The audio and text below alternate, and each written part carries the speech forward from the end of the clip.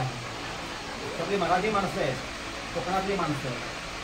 मुळामध्ये कोकणी माणूस खूप गरीब असतो, स्वतः काम करतो, पण त्याला जाणत असते आपल्यासोबत पण जरा नाही. छान टाळ्या घ्या का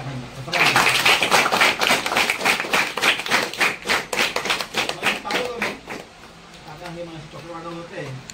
ताई बसली, हायवेने आले, पाऊस पडतोय. हा हळू आवाज तर